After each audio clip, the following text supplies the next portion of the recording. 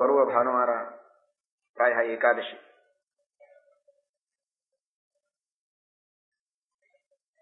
ಆದರೆ ದೇವರು ಒಂದು ಕರಾರು ಮಾಡಿದ್ದಾನೆ, ಅದನ್ನು ಮರೆಯಬೇಡಿ.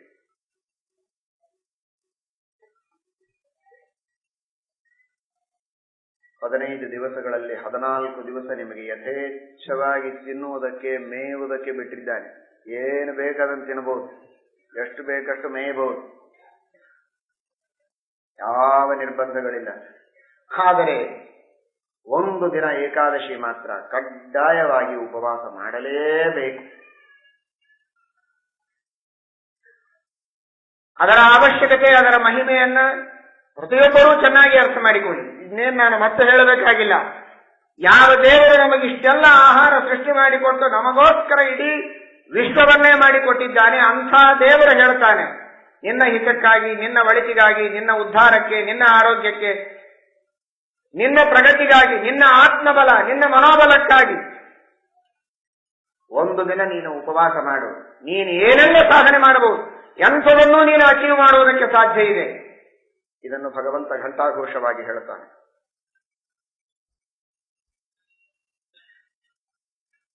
ಯಾವ ವ್ಯಕ್ತಿ ನಿಮಗೆ ಇರುವುದಕ್ಕೆ, ಕೂಡುವುದಕ್ಕೆ ಮನೆಯಲ್ಲಿ ಒಂದಿಷ್ಟು ಅವಕಾಶ ಕೊಟ್ಟಿದ್ದಾನೆ, ಅಂಥ ವ್ಯಕ್ತಿ ಒಂದು ಸ್ವಲ್ಪ ನನಗೂ ಕೂಡ್ಲಿಕ್ಕೆ ಅವಕಾಶ ಕೊಡು ಅಂತ ಕೇಳಿದ್ರೆ ಸರಿಯೋದಿಲ್ಲ, ಕೂತಲ್ಲಿ ಹೀಗೆ ಕೂಡ್ತೇನೆ ದೆವ್ವ ಕೂತಾಗಿ ಅಂದ್ರೆ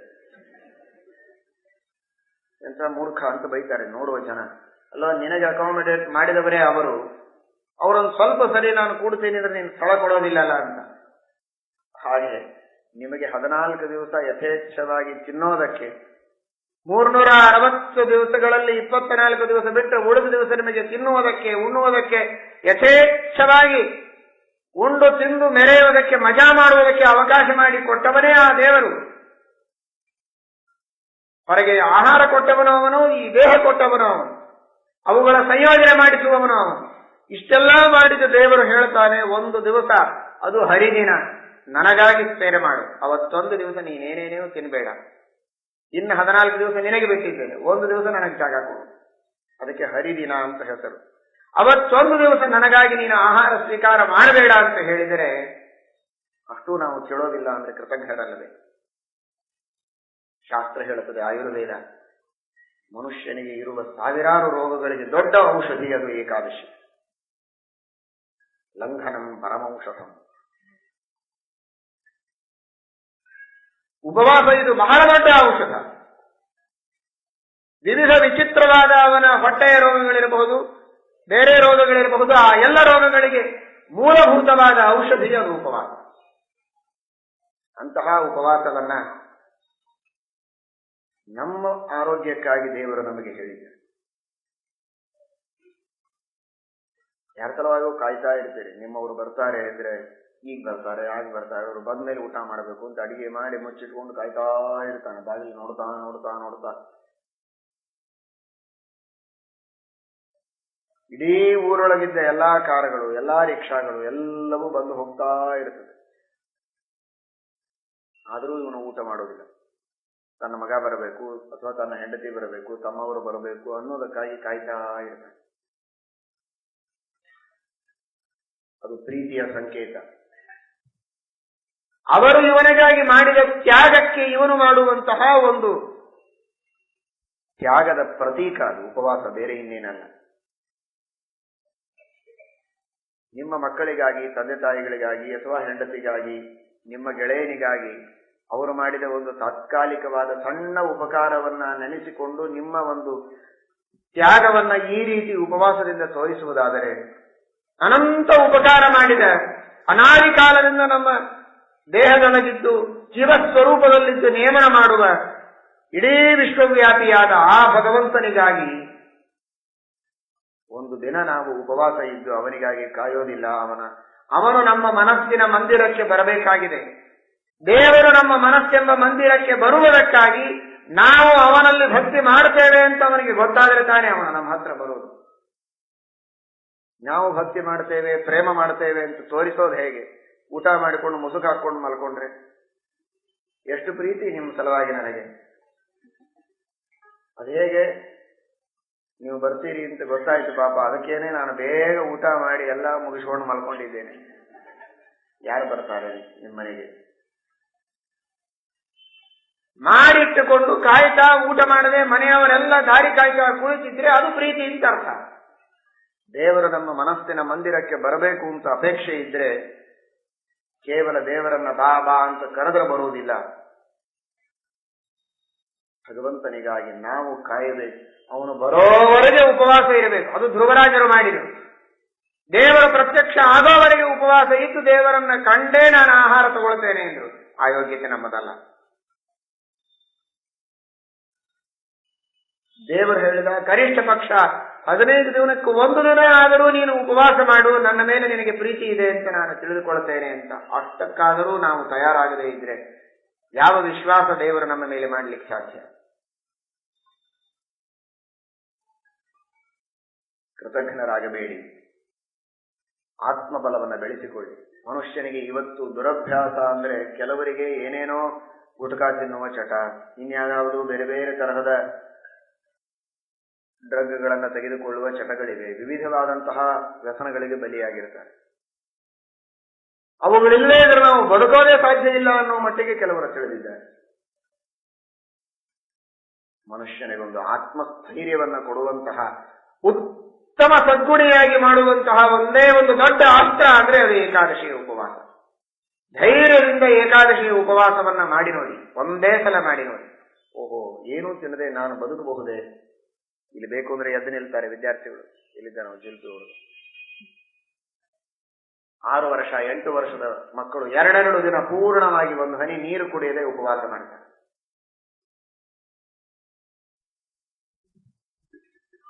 ಅಷ್ಟು ಚಿಕ್ಕ ಚಿಕ್ಕ ಮಕ್ಕಳಿಗೆ ಉಪವಾಸ ಮಾಡುವ ಆತ್ಮಸ್ಥೈರ್ಯ ಇದೆ, ಧೈರ್ಯ ಇದೆ, ವಿಶ್ವಾಸ ಇದೆ ಅಂದ್ರೆ ಯಾಕೆ ಇಷ್ಟು ದೊಡ್ಡವರಾಗಿ ಬೆಳೆದು ಇಂತಹ ದೇಹದಾರ್ಢ್ಯ ಎಲ್ಲ ಇದ್ದು ಭಾರೀ ಗಟ್ಟಿಮುಟ್ಟಿಯಾಗಿ ಎತ್ತರ ಆಗಿ ದೇಹವನ್ನು ಬೆಳೆಸಿಕೊಂಡು ದೇವರು ಕೊಟ್ಟ ಶಕ್ತಿ ಇದ್ದ ಮೇಲೆ ಆ ಆತ್ಮಸ್ಥೈರ್ಯ ಇಲ್ಲ. 1 ತಾಸು ಊಟ ಲೇಟ್ ಆಗ್ತದೆ ಅಂತಂದ್ರೆ ಕೆಲವರು ಬರೋದೇ ಬಿಟ್ಟು ಬಿಡ್ತಾರೆ. ಏನಿನ್ನದು? ಎಲ್ಲಿ ಧ್ರುವರಾಯರು, ಎಲ್ಲಿ ತಪಶ್ಚರ್ಯ, ಎಲ್ಲಿ ಸಾಧನೆ? ದೇವರನ್ನು ಕಾಣೋದೇನು? ಯಾಕೆ ಸ್ಥೈರ್ಯ ಇಲ್ಲ? ಕೇಳಿ, ಯಾರಾದರೂ ಏಕಾದಶಿ ಉಪವಾಸ ಮಾಡುವ ವ್ಯಕ್ತಿಗಳಿಗೆ ಕೇಳಿ. ಸ್ವಲ್ಪ ಲೇಟ್ ಆಗ್ತದೆ, ಏನ್ ಎಷ್ಟೊತ್ತಾದ್ರೆ ಏಕಾದಶಿ ಮಾಡೋರಿಗೆ ನಮಗಿದೇನು ಅಂದ್ಬಿಡ್ತಾರೆ ಸಹಜವಾಗಿ. ಅವ್ರಿಗೆ ಅದೇನು ಅನ್ಸೋದೇ ಇಲ್ಲ.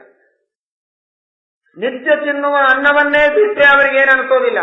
ಇನ್ನು ಈ ಚಟಗಳನ್ನ ಹವ್ಯಾಸಗಳನ್ನ ಹಾಕಿಕೊಂಡು ಅದನ್ನು ಬಿಟ್ರೆ ನಾನು ಬದುಕಲಿಕ್ಕೆ ಸಾಧ್ಯ ಇಲ್ಲ ಅನ್ನುವಂತಹ ತಪ್ಪು ತಿಳುವಳಿಕೆ ಇದೆಲ್ಲ. ಕಾಫಿ ಇಲ್ಲದೆ ಇದ್ರೆ ಬದುಕೋ ಹಾಗಿಲ್ಲ, ಚಹಾ ಇಲ್ಲದೆ ಇದ್ರೆ ಬದುಕಲಿಕ್ಕೆ ಸಾಧ್ಯ ಇಲ್ಲ, ಪಾನ್ ಪರಾಗ್ ಇಲ್ಲದೆ ಇದ್ರೆ ಬದುಕೋದೇ ಇಲ್ಲ, ಗುಟ್ಕಾ ಇಲ್ಲದೆ ಇದ್ರೆ ಬದುಕೋದೇ ಇಲ್ಲ. ಇವೆಲ್ಲ ತಾವು ನಿರ್ಧಾರ ಮಾಡಿಕೊಂಡಂತಹ ಫಿಲಾಸಫಿಗಳು.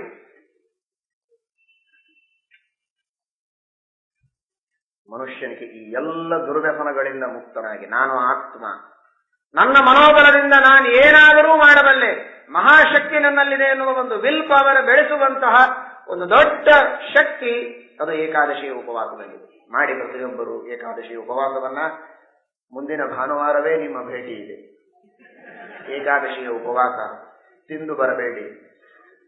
ನೀವು ತಿಂದು ಬಾಯಿಗೆ ಒರೆಸಿಕೊಂಡು ತಿಕ್ಕೊಂಡು ಸೋಪ್ ಹಚ್ಕೊಂಡು ಬಂದು ಯಾರು ತಿಂದಿದ್ದೀರಿ ಅಂತ ಬೇಕಾದ್ರೆ ಹೇಳ್ತೇನೆ, ಬಟ್ಟು ಮಾಡಿದ್ದೀರಿ.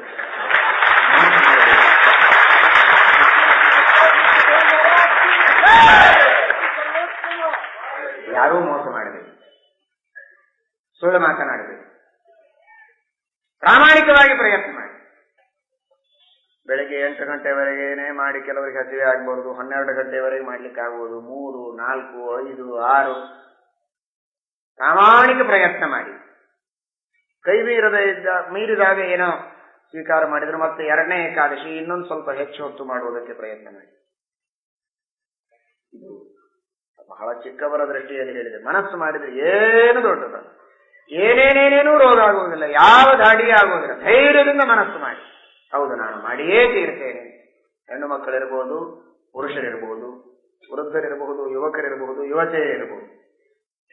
ಧೈರ್ಯದಿಂದ ಮನಸ್ಸು ಮಾಡಿ. ಈ ವಿಷಯದಲ್ಲಿ ನಿಮ್ಮ ತಂದೆ ತಾಯಿ ಬೇಕಾದ ಹೇಳ್ಬೋದು, ನೀನು ಮನೆ ಹಿರಿಯರು ನಾವೇ ಮಾಡೋದಿಲ್ಲ, ನೀ ಏನ್ ಮಾಡ್ತೀವಿ,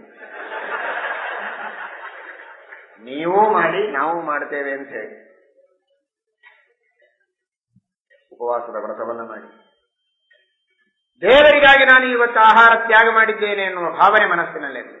ನಾನು ಮಹಾ ಆತ್ಮ ಸಾಮರ್ಥ್ಯವನ್ನು ಪಡೆದುಕೊಳ್ತಾ ಇದ್ದೇನೆ ಎನ್ನುವ ಭಾವನೆ ಇರಲಿ. ಹೆಜ್ಜೆ ಹೆಜ್ಜೆಗೆ ಕುಳಿತರೆ ನಿಂತರೆ ನಾನು ಪಾಪ ಮಾಡಿದ್ದೇನೆ. ಕೇಳಿದ್ದೀರಿ ನೀವು ಧರ್ಮವನ್ನ ಇಷ್ಟೊತ್ತು, ಎಷ್ಟು ಧರ್ಮಗಳಿವೆ, ಎಷ್ಟು ಶಾಸ್ತ್ರಗಳು ಹೇಳಿವೆ, ಎಷ್ಟು ಕರ್ತವ್ಯ ಕರ್ಮಗಳನ್ನ ಶಾಸ್ತ್ರದಲ್ಲಿ ಹೇಳಿದ್ದಾರೆ, ಒಂದೂ ನನಗೆ ಮಾಡ್ಲಿಕ್ಕೆ ಆಗ್ತಾ ಇಲ್ಲ, ಮಹಾ ಪಾಪಿ ನಾನು. ಅಷ್ಟೆಲ್ಲಾ ಪಾಪಗಳಿಗಿರುವ ಒಂದೇ ಒಂದು ಪ್ರಾಯಶ್ಚಿತ್ತ. ಮನುಷ್ಯ ದುಃಖದಿಂದಿದ್ದಾನೆ. ದುಃಖಕ್ಕೆ ಕಾರಣ ಏನು? ಪಾಪಗಳು. ಪಾಪಗಳನ್ನು ಕಳೆದುಕೊಳ್ಳುವುದಕ್ಕಿರುವ ದಾರಿ ಏನು? ಅದು ಪ್ರಾಯಶ್ಚಿತ್ತ. ಏನು ಪ್ರಾಯಶ್ಚಿತ್ತ? ಅದೇ ಏಕಾದಶಿ ಉಪವಾಸ, ಅದೇ ಗಾಯತ್ರಿಯ ಜಪ.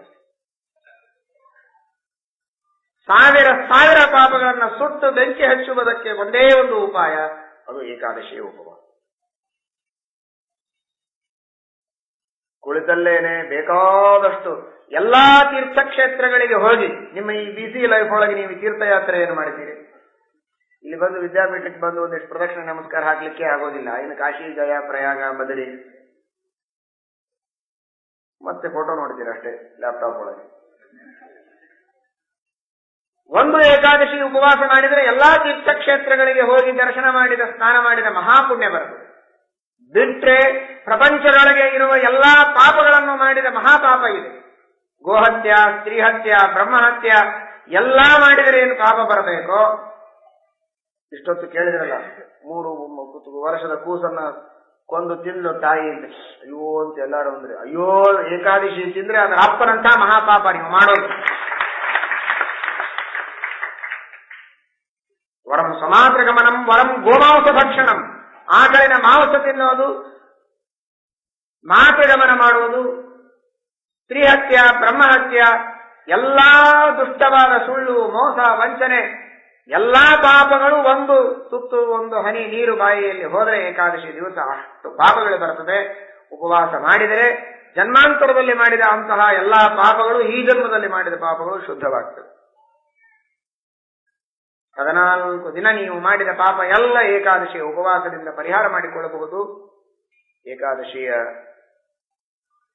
ಉಪವಾಸ ನಮ್ಮ 11 ಇಂದ್ರಿಯಗಳಿಂದ ಮಾಡಿದ ಪಾಪಗಳನ್ನು ಕಳೆದು ಹಾಕುವಂತಹ, ಪಾಪಗಳನ್ನು ತೊಳೆಯುವುದಕ್ಕೆ, ಪುಣ್ಯವನ್ನ ತಂದುಕೊಡುವುದಕ್ಕೆ ಬಹಳ ದೊಡ್ಡದಾದಂತಹ ಸುಲಭವಾದ ಸಾಧನೆ. ಏನ್ ಖರ್ಚಿದೆ? ಖರ್ಚು ಉಳಿತಿದೆ. ಎಷ್ಟು ಸಾಧ್ಯವೋ ಅಷ್ಟು ದುಡ್ಡು ಉಳಿಸ್ಬೇಕು, ಹಣ ಉಳಿಸ್ಬೇಕು ಅಂತ ಪ್ರಯತ್ನ ಮಾಡ್ತಿರ್ತೀರಲ್ಲ. ಹೊಸ ಸ್ಕೀಮು. ಈ ಸ್ಕೀಮ್ ಒಳಗೆ ಇನ್ನೂ ನಮಗೆ ಇಷ್ಟು ಸೇವ್ ಆಗತ್ತಾ? 1,000 ರೂಪಾಯಿ ಜಾಸ್ತಿ ಉಳಿತಿದ, ಹಾಗಾದ್ರೆ ಅಲ್ಲೇ ಇನ್ವೆಸ್ಟ್ ಮಾಡೋಣ ಅಂತ. ಹಾಗಾದ್ರೆ ಏಕಾದಶಿ ಸ್ಕೀಮಿನೊಳಗೆ ನಿಮ್ಮ ಬಹಳಷ್ಟು ಹಣ ಉಳಿತದೆ. ಇಡೀ ಮನೆಯೊಳಗಿದ್ದವರೆಲ್ಲರೂ ಉಪವಾಸ ಮಾಡಿದರೆ ಎಷ್ಟು ದೊಡ್ಡ ಉಳಿತಾಯ, ಎಷ್ಟು ದೊಡ್ಡ ಬಚತ್ತಾಗತ್ತೆ. ಅವಶ್ಯವಾಗಿ ಎಲ್ಲರೂ ಕೂಡ ಏಕಾದಶಿಯ ಉಪವಾಸವನ್ನ ಮಾಡಲೇಬೇಕು.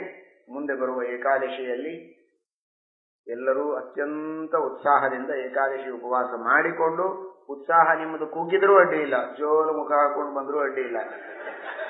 ಬಹಳ ಸಕ್ಸಸ್ ಆದ ಹಾಗೆ ನಮ್ಮ ಈ ಮೀಟಿಂಗು. ಅವಶ್ಯವಾಗಿ ಉತ್ಸಾಹದಿಂದ ಏಕಾದಶಿಯ ಉಪವಾಸವನ್ನ ಮಾಡಿ ಪ್ರತಿಯೊಬ್ಬ ಪುರುಷರು, ಸ್ತ್ರೀಯರು ಬರಬೇಕು.